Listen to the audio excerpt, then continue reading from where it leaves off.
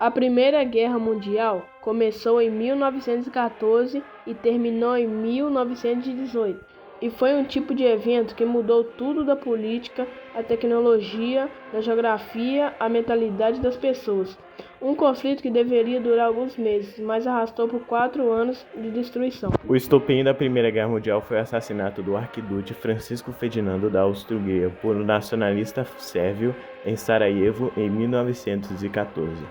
Mas a verdade é que essa faísca só acendeu porque o barril de pólvora já estava cheio há muito tempo. O clima na Europa era de tensão constante e qualquer empurrãozinho poderia já dar início a uma guerra em escala continental. A Alemanha, unificada em 1871, era uma potência emergente com sede de conhecimento. Tinha crescido rápido, com indústrias potentes, exércitos bem organizados e um governo que queria garantir seu lugar no sol, ou seja, colônias. O problema é que o Reino Unido e a França já estavam deitados nesse sol. Os britânicos dominavam os mares e os franceses, mesmo humilhados após a derrota da Guerra Franco-Prussiana. Eles ainda tinham prestígios e territórios coloniais vastos. A França, aliás, nunca superou totalmente a perca da Alsácia e Lorena para a Alemanha em 1871.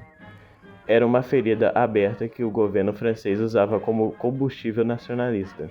Já o Império Austro-Húngaro estava em declínio, cheio de povos diferentes querendo independência. Sérvios, croatas, eslovenos e tchecos e viam como crescimento de influência da Sérvia nos Balcãs, incentivada pela Rússia. E por falar nela, a Rússia estava em se firmar como protetora dos eslavos, mas também queria sua própria relevância entre as grandes potências. Tudo isso se agravou com a Segunda Revolução Industrial, que trouxe não apenas novas tecnologias, mas também a capacidade de produzir armas e equipamentos de guerra numa velocidade sem precedentes. A indústria pesada fabricada metralhadoras, artilharias, couraçados e ferrovias que podiam transportar milhões de soldados em poucos dias. A mentalidade das potências era clara: se temos um grande exército e gastamos milhões nele, melhor usar antes que os vizinhos usem o dele primeiro. Além disso, os países começaram a formar alianças militares defensivas, mas com efeitos colaterais agressivos. A Tríplice Aliança, formada por Alemanha, Áustria, Hungria e Itália, foi criada para contrabalançar a Tríplice Entente, formada por França, Reino Unido. A guerra se dividiu em duas frentes. A frente ocidental, entre a França e a Alemanha. No início, os exércitos estavam animados, como se eles estivessem indo em um grande desfile. A Alemanha lançou o plano Swiftling, invadindo a Bélgica para atacar a França rapidamente. A ideia era vencer a França antes que a Rússia se mobilizasse suas tropas. Quase deu certo. Quase. Os franceses e britânicos resistiram, mas os alemães foram parados na Batalha de Marne. Já no leste, os russos também foram rapidamente, mas logo todos perceberam que a guerra seria muito mais complicada do que imaginavam. Virou sinônimo de guerra de trincheiras. Os soldados passavam meses enfiados em buracos na lama, enfrentando bombardeiros, fios e ratos. A famosa terra de ninguém, entre as trincheiras e a outra, parecia mais um pesadelo repetitivo do que um campo de batalha.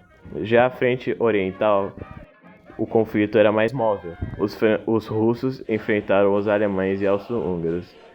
A Rússia até tentou, mas estava mal equipada e mal comandada, tanto que a guerra ajudou a alimentar a revolução que derrubou César em 1917. Com isso, os russos saíram da guerra antes do final, assinando o Tratado de Brest-Litovsk com a Alemanha. Enquanto isso, o Império Otomano também entrou na guerra dos lados dos alemães, e o conflito se estendeu no Oriente Médio. A Itália, que estava do lado da Tríplice Aliança, trocou de lado por promessas territoriais, a famosa oportunidade de ouro. As armas também evoluíram.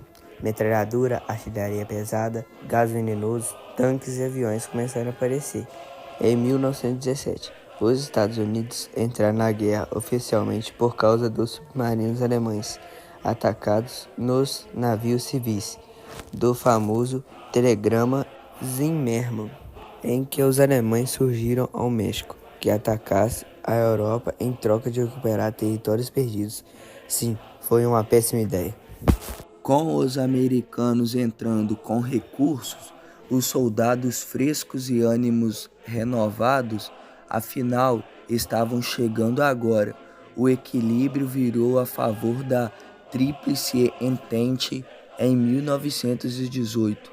A Alemanha, exaltada e com o povo faminto, assinou o armistício. A guerra acabou 11 de novembro de 1918, às 11 horas da manhã, mas o fim da guerra não trouxe paz de verdade. O Tratado de Versalhes, assinado em 1919, foi o acordo que encerrou oficialmente a Primeira Guerra Mundial, mas para a Alemanha soou mais como um castigo. Ela foi obrigada a aceitar total culpa pela guerra, perder territórios como Alsácia-Lorena, entregar suas colônias, reduzir drasticamente seu exército e pagar indenizações gigantescas, algo equivalente a centenas de bilhões de dólares atuais. A França queria vingança, o Reino Unido queria segurança e os Estados Unidos tentaram emplacar uma paz idealista, mas fracassaram. O tratado foi assinado no Palácio de Versalhes, um salão luxuoso, ironicamente, o mesmo onde a Alemanha foi proclamada império em 1871. A humilhação pública e as punições severas deixaram o povo alemão revoltado e criaram um ambiente perfeito para discursos extremistas, como os que surgiram com Hitler anos depois.